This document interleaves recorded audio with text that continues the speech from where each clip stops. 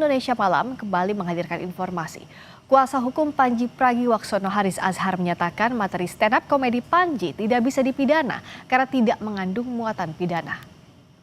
Kalau dari sisi hukum yang saya yakini, yang saya pelajari, yang saya suka belain orang, ekspresi itu dia jadi pidana jika dia menganjurkan satu praktek atau melakukan campaign kekerasan atau mengajak melakukan kekerasan atau mengajak satu praktek yang masuk kategori tindak pidana dalam pasal-pasal yang lain. Yang terjadi sama Panji, alhamdulillah ketawa semua.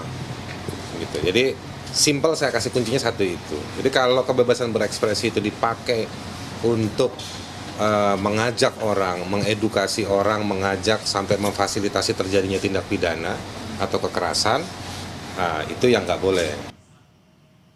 Komika Panji Pragiwaksono akan diperiksa polisi Jumat terkait pelaporan atas pertunjukan mensrea. Bagaimana polisi harus menangani kasus ini dan bisakah Panji dipidana? Kita bahas bersama Komisioner Kompolnas Yusuf Warshim dan peneliti Posdem Universitas Andalas Ferry Amsari. Selamat malam Pak Yusuf juga Bung Ferry.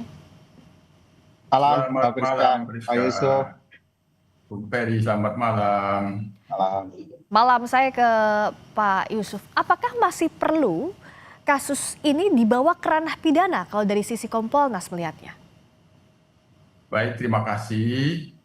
Jadi tentu dalam pantauan Kompolnas ini kasus yang membawa Panji kan berawal dari adanya laporan, adanya pengaduan itu. Nah, yang kita pantau, yang kita pahami, ada masyarakat yang menggunakan haknya membuat pengaduan dan laporan. Nah, tentu proses dalam hal penerimaan laporan ya tentu memang standarnya kan polisi, Polri memberikan pelayanan. Bagaimana prosesnya? Ketika itu ditindaklanjuti pelayanan itu dalam tugas yang kita sudah pantau, ini dilakukan tindak lanjut penyelidikan, maka proses penyelidikan ini dipastikan tidak terjadi penyalahgunaan kewenangan. Oleh karenanya, proses penyidikan ini tentu harus memastikan betul prosesnya sesuai dengan prosedur dan terlebih lagi akuntabilitas ini yang akan menentukan apakah tuduhan dari masyarakat yang menggunakan haknya itu terhadap Panji ini bisa ada dalam bukti-bukti dan dalam fakta-faktanya atau tidak, yang disebut ada peristiwa pidana sehingga dapat dipidana atau tidak. Nah, proses ini jangan sampai terjadi penyalahgunaan kewenangan di dalam prosesnya. Itu yang kami pastikan sebagai pengawas, sehingga unsur delik yang dituduhkan oleh para pelapor, oleh para pengadu ini harus benar-benar terang, ada atau tidak. Nah, dalam pantauan kami, dalam proses penyelidikan ini, penyidik berproses melakukan pemeriksaan, permintaan klarifikasi. Ini kan penyidikan, undangannya pun undangan klarifikasi, bukan panggilan. Nah, kalau disebut di surat itu panggilan, itu tidak sesuai dengan prosedur. Undangan klarifikasi, termasuk ada saksi-saksi yang dimintakan klarifikasi, ada ahli. Nah, kami lihat ada majelis ulama. Nah, apakah majelis ulama ini memberikan klarifikasi? Nah, tentu ini yang kita tunggu. Nah, kalau bisa juga penyelidik kita dorong proaktif. Nah, ini kan ada nama NU, nama Muhammadiyah, ya dikoordinasikan saja secara keorganisasian, karena bagaimanapun ketika mereka dimintakan sebagai saksi pasti memberikan jawaban, keterangan, klarifikasi yang resmi, yang itu dipertanggungjawabkan oleh organisasinya. Oke, Pak Yusuf. Jadi Jadi pasti tadi itu ya. tidak bisa diburu-buru Iya, gitu. jadi klarifikasi dimintakan berbagai pihak, termasuk penyidik juga harus betul-betul transparan dan akuntabel, Bung Ferry. Nah, dalam kasus ini sebenarnya, apakah ada pintu masuk unsur-unsur pidana dari yang disampaikan oleh Panji dalam mens rea? Dan setelah proses yang berjalan sejauh ini, apakah semestinya kasus ini dilanjutkan atau tidak? Laporan itu ditindaklanjuti atau tidak kalau dari sisinya Anda, Bung Ferry? Ya, pertama tentu saja sebagaimana yang dikampanyekan Panji selama ini bahwa dia melakukan pendidikan politik dan kesadaran berhukum, dia tentu harus merespon panggilan ini sebaik-baiknya warga negara. Dan menurut saya dia sudah mencoba melakukan itu dengan pernyataan-pernyataannya. Pertanyaan adalah soal efektivitas penanganan perkara. Apakah perkara-perkara seperti ini perlu ditindaklanjuti? Ya. Kalau secara dari awal sudah banyak hal yang perlu dipertanyakan. Misalnya saya sering mengulang bahwa pelapor ternyata bukanlah warga NU Muhammadiyah. Lalu tiba-tiba muncul pelapor lain, lalu naik perkara lain seperti yang di Toraja, gitu ya. Jangan-jangan besok-besok perkara yang dulu soal kucing pun akan dinaikkan, gitu ya, terkait Panji. Jadi seolah-olah ada kasus yang dicari-cari untuk kemudian menjerat pelawak ini.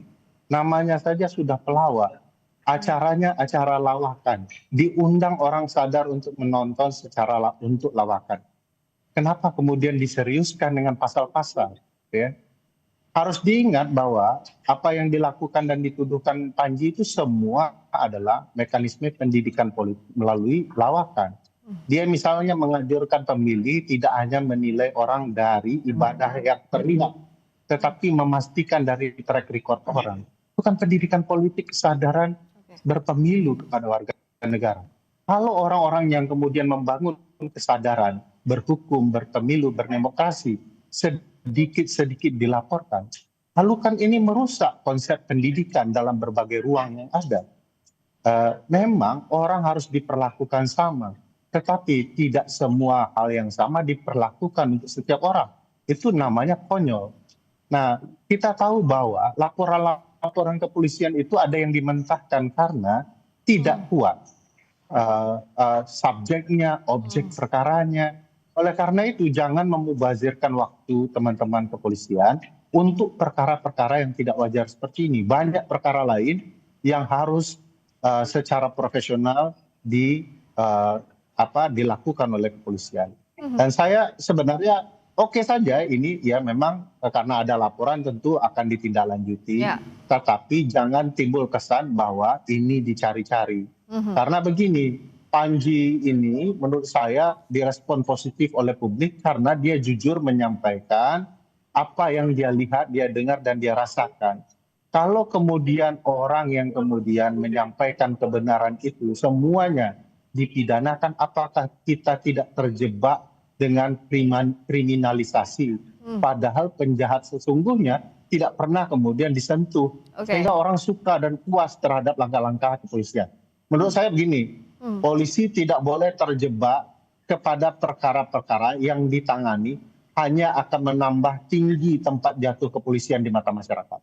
Polisi bahkan harus menunjukkan secara profesional dia membela warga negara yang punya niat baik, mencerdaskan warga negara. Itu paling esensial dari perkara ini. Nah, kalau setiap orang bisa ya, silakan sedikit lagi dulu, Bung Ferry. Gimana? Bagaimana tadi? Anda mau melanjutkan sedikit lagi sebelum saya beralih? Ya, bagi saya, kalau kemudian polisi terjebak dengan laporan-laporan ini, atau bahkan menjadi bagian menindaklanjuti perkara ini, kasihan institusi kepolisian kita. Di tengah pertanyaan orang soal institusi ini, dia mengurus perkara yang semestinya dia tidak urus. Kalau bicara soal, ada dua hal yang jadi pertanyaan publik sekarang, Pak Yusuf. Satu soal kebebasan berpendapat.